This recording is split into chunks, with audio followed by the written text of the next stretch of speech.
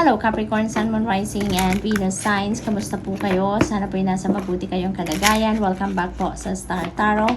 Kung bago kayo rito, welcome din kayo. Thank you sa inyong support. I truly appreciate it and God bless you all. Tingnan natin ang mga messages ninyo for today. We have number 37, Poverty. Capricorn, this poverty card could be linked sa finances, or that could be linked sa inyong relationship, no? Depende sa inyong sitwasyon. For others of you, maybe hirap sa pera ang iba, maaaring nagkukulang sa pera, or maybe talagang may mga financial obligations siguro kayo na hindi ninyo matugunan, no? Kaya feeling ninyo talagang hirap na hirap kayo sa ngayon, no? Wala kayong mapagkukunan ng pera. Maaaring ang iba sa inyo dito, off timing, no? Yung mga bayarin ninyo, yung mga bills ninyo, maaaring off timing doon sa schedule ng pag-receive ninyo ng sweldo ninyo, pag-receive ng hinihintay or ini-expect ninyong pera, maaaring ganun din ang sitwasyon dito ng iba sa inyo Capricorn, no? Kaya medyo gipit ang pakiramdam ninyo pagdating sa inyong kaperahan. Maaari din naman ang iba sa inyo dito, this is about relationship. Maring nakakaramdam kayo dito ng distance, no? Maaring feeling ninyo your person is pulling away from you, no? Maaring pakiramdam ninyo dito hindi na kayo mahal ng person ninyo, or siguro naghahanap kayo ng oras, atensyon, panahon, no? Pagmamahal ng person ninyo, no? So maaring nakakaramdam kayo na there's something off with your person, no? Or there's something off sa relationship ninyo. So maaring ganun ang sitwasyon ng iba. Number 19, Coffin. Ayan. So this is ending, no? There is ending and there is a new beginning, no? Na energy dito. But definitely tapos na to. Kung ano man ang sitwasyon na to, tapos na to. So dahil katabi naman niya si poverty, maaaring ang nagtapos dito is yung paghihirap ninyo pagdating sa pera, no? Maaaring nahanapan ninyo na ito ng solusyon, no? Maaaring si poverty is nangyari na in the recent past, no? Maaaring ang sitwasyon na to is in the recent past pagdating sa pangkaperahan ninyong aspeto. Maaaring natapos na yan, yung paghihirap ninyo sa pera. Meron na sigurong dumating dito na financial breakthrough sa inyo. So maybe ang sitwasyon ninyo dito is in the recent past, no? So that is also possible dito. Kasi dumating after, no, ng poverty si Coffin. So that is possible. So this is done, no? You are starting fresh dito. You're starting fresh. Maaari din na pagdating doon sa relationship naman ninyo dito, maaring natapos na din yung nararamdaman ninyong problema, no, ninyo sa person ninyo. So maaring napatch up ninyo yon, maaring napag-usapan na din ng iba sa inyo dito, maaring closed book na yon, closed chapter na kumbaga, and maybe nagkakaroon kayo ngayon ng pagsisimula sa inyong relationship, no? Another chapter sa buhay ninyo wherein siguro mas harmonious ng relationship ninyo ngayon. Maaring magsisimula na kayo sa relasyon ninyo bilang kung ano man ang inyong relationship with your person, no? Kung asawa man ninyo, boyfriend ninyo, or girlfriend ninyo, whatever it is, no? Siguro magsisimula kayo ngayon ng bagong chapter ninyo ngayon na mas gagawin ninyong mag-e-effort pa kayo para mas ma-feel ninyo ang bawat isa, no? So maaring ganon din ang sitwasyon ng iba sa inyo dito, Capricorn. So we have number 20. Ayan, house. Ayan. So maybe there is really going to be a happy home na for some of you, no? Dahil siguro siyempre, may bagong chapter na kayo pagdating sa inyong kaperahan, no? Maybe the financial breakthrough came in talaga. Mas magiging maayos na ngayon ang inyong kaperahan, ang pagbabudget, ang flow of money. Maaring meron ng tuloy-tuloy na flow of money, kaya masaya ang tahanan ninyo. Maganda ang samahan. Walang problema, no? Maaring sa relationship ganon din, no? You're going to experience a happy home na ngayon dahil mas nagkakaintindihan na siguro kayo with your person, mas nagkakausap na kayo, mas in sync na kayong muli, no? Ngayon, kaya it feels like there is going to be a happy home na, no? Yun ang napipick up ko for others of you. For others of you naman dito, Capricorn, ibang scenario naman, maaring ang trabaho ninyo is related to realty, no?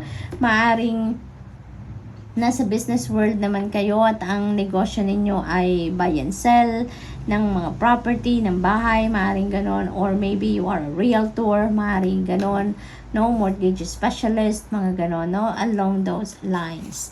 So, what else? Number 5, mature man. Ayan. So, this could be your person, no? Maaring ito si person ninyo, Capricorn. Maaring ito yung asawa ninyo, ito yung boyfriend ninyo, no? Maaring ganon ang ganap. What else? We have false person. Mag-iingat kayo, ha, Capricorn. Mag-iingat kayo because this is a warning for you. This is a warning for you na maaaring may mga low vibration people around you. Mag-iingat kayo sa mga mandoloko, magnanakaw, mambubudol, you know, alam nyo na, yung mga taong ganon, mga low vibe people, no? Kailangang, kayo, be a keen observer. Huwag kayong magtitiwala agad-agad sa mga taong nasa paligid niyo because you never know kung sino yung manloloko dyan at sino yung hindi. Okay? What else? We have number 10, journey. So, merong uuwi sa inyo. Merong house, merong journey. So, definitely, someone is coming home. No? May uuwi sa inyo. Merong magta-travel sa inyo from afar dito. No? Maaring by land talaga ang travel na to kasi meron tayong train dito, no? So, maybe talaga, this could be a long distance travel, then maybe this is a long drive then para sa iba sa inyo na magta-drive. Maaari din naman na magta-travel talaga kayo by train or maaring magbabas, no? Magti-take ng public transport, maaring ganon ang ganap for some of you. So, ayun, good luck, Capricorn, at mag-iingat kayo sa inyong pag-uwi. So, that's all I have for you for today. I hope nakatulong ang mga mensaheng ito in some way. Thank you for watching. Love and light. Namaste. Hello Virgo, Sun, Moon, Rising, and Venus signs. Kamusta po kayo? Sana po nasa mabuti kayong kalagayan. Welcome back po sa Star Tarot. Kung bago kayo rito, welcome din kayo. Thank you po sa inyong support. I truly appreciate it and God bless you all. Tignan natin ang mga messages ninyo for today. Virgo, we have number 36, distant horizons. Ayan. So, maybe there is travel coming up for some of you. Maaaring, ibang bansa, no? Maaaring malayo, no? Malayo ang travel ninyo. This could be a long drive. This could be a travel, international travel, no? Maaaring ganon. Maaari din naman na ang iba sa inyo dito, travel plans pa lang, no? Maaring may plano kayong mag-travel abroad, maaring ganon, pasyal or mag-migrate or plano ninyong magtrabaho sa ibang bansa, no? Maaring ganon ang ganap, no? Maari din na dream ninyo to, no? Maybe this is one of your dreams, no? Na mangibang bansa, no? For whatever reason, maaring ganon ang ganap. 23, yan, courthouse. Maybe you are dealing with a court sa ngayon, Virgo. Maaring meron kayong mga taxes, maaaring merong pinaglalabang karapatan sa trabaho, maaaring meron kayong annulment, divorce, child custody, no? Maaaring gano'n ang mga inaasikaso ninyo. Maaari din na this is about will, no? Maaaring meron kayong inaasikasong will ngayon, maaaring gano'n ang ganap ng iba. We have number 14, message of concern. Maaaring may mga letters, communication, no?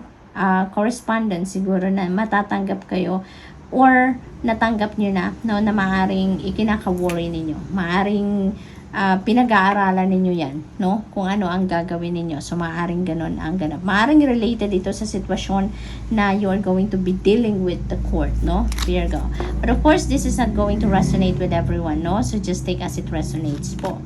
Maaring, okay, so we have number 3, adjudication. So, maaring to, kasi nakikita ko, mayroon dalawang tao dito, may couple dito. So, most likely, ang iba sa inyo dito, ang inaasikaso ninyo siguro nag-file na kayo dito or considering to file annulment or divorce dito, no? Maaring may paghihiwalay dito ng mag-asawa, no? Or ng mag-common law, maaring ganun ang ganap. Maybe ang iba sa inyo dito is still, siguro pinag-aaralan pa ninyo ang gagawin ninyo kung mag-file kayo or hindi. Maaring may mga consultations muna na ginagawa ang iba sa inyo dito with the judge or with the lawyer, maaaring ganon, or maybe may mga arraignment dito, mga prosesong ganon siguro, no? Ang nangyayari for some of you. So we have number 3, marriage.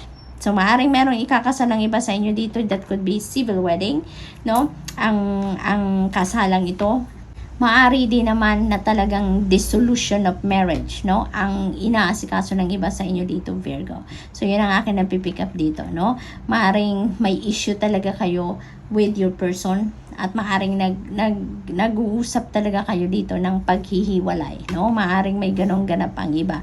But on a positive note naman dito, this marriage could be talaga, maaring ang iba sa inyo ay ikakasal talaga. Maaring magpapakasal kayo. Maaring nag-aasikaso ang iba sa inyo dito ng mga detalye ng inyong kasalan. No? Maaring ganon. This could be a garden wedding. This could be a destination wedding. This could be a wedding sa civil wedding. No? Maaring ganon ang inaasikaso ng iba sa inyo, Virgo. We have number 9, change. Ayan, there is a lot of changes na maaaring mangyari dito para sa iba sa inyo, no? This could be a change of vehicle. This could be a change of place of residence. Maaaring ang iba sa inyo may lipat bahay. Maaaring ang iba sa inyo mag-abroad, no? Maaari din ang iba sa inyo dito nakatira sa abroad and maybe babalik na kayo dito, no? At for good, maaari din naman ganon. So, talagang may movement dito. May physical movement dito na magaganap for some of you. And ang napipick up ko talaga dito, tahanan. Magbabago kayo ng titirahan, no? So, maaring bahay, maaring lugar, no? Maaring ganon ang ganap for some of you. So, definitely, there is change. There is change dito. There is ending din dito, no? Because we have number 9. So, merong magtatapos dito, no? Na sitwasyon, no? So, that could be the marriage talaga for some of you. So, Virgo, that's all I have for you for today. I hope nakatulong ang mga mensaheng ito in some way. Thank you for watching. Love and light. Namaste. Hello, Taurus, Sun, Moon, Rising, and Venus signs. Kamusta kayo? Sana po nasa mabuti kayong kalagayan. Welcome back po sa Star Tarot. Kung bago kayo rito, welcome din kayo. Thank you po sa inyong support. I truly appreciate it and God bless you all. Tignan natin ang mga messages ninyo for today, Taurus. Para mensahe ninyo ay number 32, despair. May pinoproblema ang iba sa inyo dito, Taurus. That could be related to trabaho. That could be related to family situation. That could be related to relationship, no? But kung ano man ang sitwasyon ninyo dito na parang nawawala na siguro kayo ng pag-asa, you know, we have number 32, that is number 5, that resonates with change, no? Taurus, kaya kung ano man ang sitwasyon ninyo ngayon na parang desperate na kayo or maybe nawawala na talaga kayo ng pag-asa dito, you know, hang on, no? Hang on, hold on, dahil your situation is going to change, no? That is going to change for the better, okay? Ang gawin na lang ninyo dito, Taurus, you know, hope for the best. Hope for the possible best outcome dito sa inyong sitwasyon. Dahil alalahanin ninyo, Taurus, kahit gaano mang kadilim ang inyong circumstances, there is always a silver lining to that. There's always a positive aspect to that. At habang may pag-asa kayo, habang you are trusting God, you are trusting in the divine plan, no, breakthrough will come in, no? So lagi lang kayong magdadasal. Ipagdasal ninyo yan. If you feel like it's too much for you to carry already, ialay ninyo yan sa Panginoon. Ialay ninyo yan sa inyong mga angels, no? Sa spirit team ninyo. Ipagdasal ninyo yan. Lift them all up, no? At mararamdaman ninyong kahit may problema kayo, gagaan ang lahat, no? Gagaan ang lahat. Mahahanap ninyo ang solusyon, no? You will be guided to where you will find the solution, no? Kaya wag kayong mawalan ng pag-asa, okay? Wag kayong panghinaan ng loob, no? Isipin nyo na lang na walang problema ang binibigay sa atin na hindi natin kayang solusyonan, no? Just keep your hope and faith alive. Magdasal kayo. At saka, if you feel na kailangan ninyo ng humingi ng tulong, then reach out to people. Huwag kayong mahiyang lumapit sa mga taong pinagkakatiwalaan ninyo, no? Sa mga taong alam ninyong makakatulong sa inyo. Huwag kayong mahihiya because normal lang sa tao ang humingi din ng tulong, no? Generosity energy is always at play, no, Taurus? Minsan, 'di ba, tayo tayo ang nagbibigay, tayo ang tumutulong. Minsan, tayo din naman ang kailangan mag-receive. Kaya wag kayong mahiyang humingi ng tulong sa iba. Okay? What else? We have number 3, marriage. Maaring yung problemang ito is related talaga sa marriage, no? For some of you, Taurus. So, kung ano man yan, you know, if you feel like you need some advice from other people, from marriage counselors, or kung kanino man na pinagkakatiwalaan ninyo ng inyong kwento, you know, humingi kayo ng advice, humingi kayo ng tulong kasi maybe you just need also to hear other people's perspective dito para mas siguro magkaroon kayo ng enlightenment, no? Magdasal kayo, yun ang pinakamahalaga, magdasal kayo because enlightenment will come in, you know, breakthroughs will come in, guidance will come in, no? At pasasaan ba at magkakaroon ka din ng kalinawan, no? Magkakaroon ka din ng gabay kung ano ang nararapat mong gawin, no? Yun. So, maybe yung issue talaga dito is regarding your relationship with your person, no? Relationship with sa marriage ninyo. On a positive note naman dito, Taurus, maybe ang iba din sa inyo is getting married, no? Maari din naman ang iba sa inyo dito is planning to marry. Maari din naman ang iba sa inyo dito is bagong kasal, maaring ganon, or maybe preparing for your wedding, no? Wedding details, maaring ganun din ang ganap ng iba. Ayan, so house, maaring ang pinagpe-prepare ng iba sa inyo dito is kung saan kayo titira. Maaring ang ibang ikakasal dito sa inyo, yung mga mag-aasawa sa inyo, maaring naghahanap na kayo ng bahay, no, na malilipatan ka after ng kasal. Maaring ganun din ang sitwasyon ng iba sa inyo dito, no? So that's really beautiful. We have 14, message of concern. Ayan. So, maybe talaga, no? Ayan, may problema talaga ang iba sa inyo dito, Taurus, no? Maaring yung balitang ito na na-receive ninyo, no? Is yun ang inaalala ninyo. Yun ang pinoproblema ninyo. What else?